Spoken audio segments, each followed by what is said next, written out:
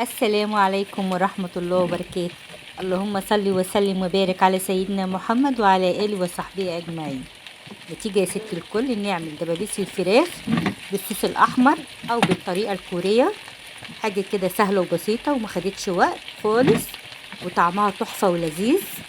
عايزة أقول لكم هو أصلا كمان الصيف محتاج الأكلات دهيت، أكلات خفيفة طعمها بجد تحفة. يلا نسمي الله ونشوف هنعمل ايه. اول حاجه هجيب كوبايه من الزبادي، انا ما كانش عندي زبادي، جبت كده كوبايه الا ربع من اللبن وحطيت عليها معلقه خل. هخليه كده لبن رايب بديل ايه علبه الزبادي. لكن انت لو عندك زبادي هنحتاج علبه من الزبادي نحطها.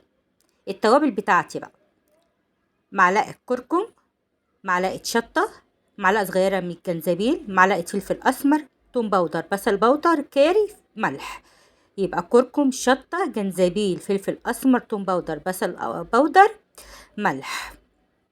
وبرضك ممكن تحطي معلقة سكر صغيرة، بس أنا ولادي ما بيحبوش السن اللي هي السكر فيها. وحطيت معلقة من الزيت، معلقة كبيرة من الزيت، وهعصر كده ليمونتين عليهم. يبقى أنا هقولك تاني على التوابل: هنحط ملح وفلفل وشطة ملح وفلفل وشطة، ومعلقة صغيرة من الجنزبيل، وتوم باودر، وبصل باودر، وكاري، وكركم. حابة تحطي معلقة صغيرة من السكر تمام مفيش مشكلة. وحطيت معلقة من الزيت، وحطيت معلقتين من الخل، وليمونتين اتنين كده. خلاص اللبن بقى قريب معايا اهو، اللبن فصل. طبعا احنا ايه ما بنقفش على حاجة، يعني احنا لازم ايه دماغنا كده تشتغل. ما عندناش زبادي ممكن نحط لبن رايب مفيش مشكلة، وممكن تحطي اللبن برضو من غير ما تروبيه. كده التتبيلة بقت جاهزة معايا، تتبيلة سهلة جدا جدا. جمعتي جميع التوابل بتاعتك اللي عندك في البيت. هنا بقى انا غسلت الدبابيس غسله كويسه، ونقعتها في ملح وخل وليمون لمده ساعه، وعملت لها فتحات وشطفتها، وعملت لها فتحات كويسه كده عشان خاطر التتبيله تخش فيها، وفي نفس الوقت ايه تستوي كويس من جوه. وهبدا كده انزل في التتبيله. ويستحسن كمان اللي احنا نبيتها في التتبيله دي من بالليل، لو مستعجله عليها يبقى ساعتين اتنين. اول بقى كده مغلفه في التتبيله كويس، احطها في التلاجة لمده ساعتين. وزي ما قلتلك لو انتي مش مستعجله ممكن تعمليها من بالليل.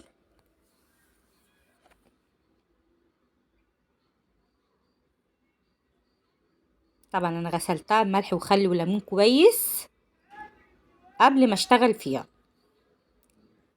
هنا بقى انا جبت جريلا وحطيت عليها معلقه زيت صغيره، وهنزل كده بالفراخ.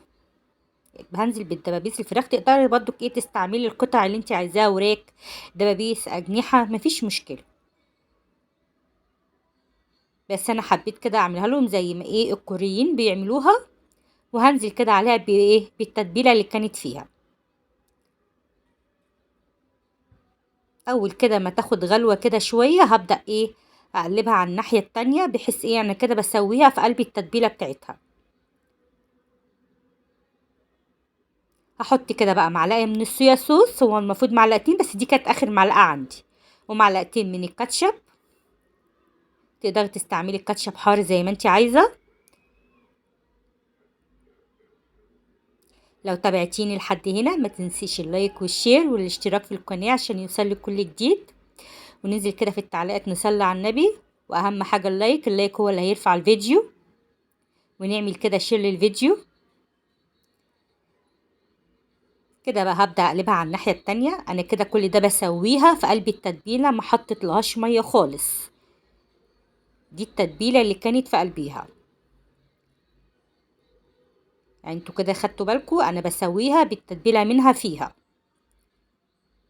عايزة اقول لكم هي ما خدتش على النار اكتر من تلت ساعة وكانت استوت وبقت تحفة. هفضل كده اقلب عليها من ناحيتين لحد ما تستوي.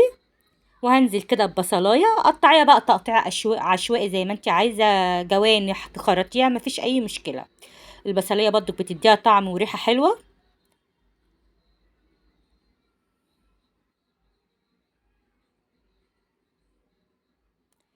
ما تنسوش تصلوا على النبي عليه افضل الصلاه والسلام.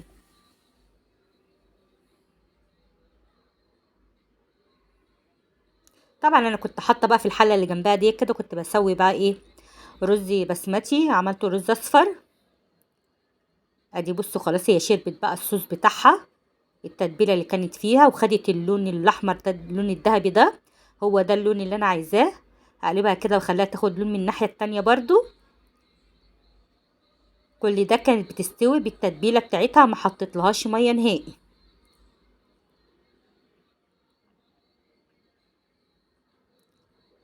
تقدري تعملي جنبها رز مكرونه زي ما انت حابه، حبه رز ابيض، رز بشعريه، اي حاجه. طبعا احنا عارفين ان الصيف مش محتاج طبيخ، فالاكلات دي بتبقى حلوه في الصيف. شوفي بره كنت هتشتريها بكام، كنت هتشتريها بالشيء الفلاني طبعا.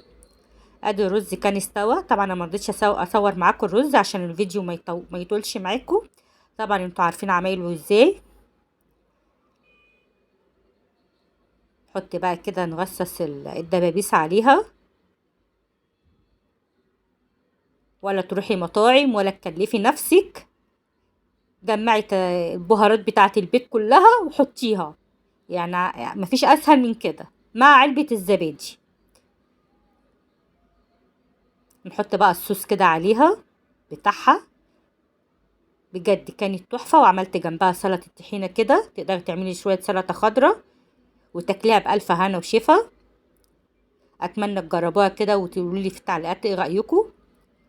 بصوا بقى الفراخ كانت استوت ازاي، تحفة، ولا فيها دم ولا اي حاجة. اتمنى تكون الوصفة عجبتكم، واستنوني في وصفة جديدة من وصفات لومة، واشوف الشوك على الف خير.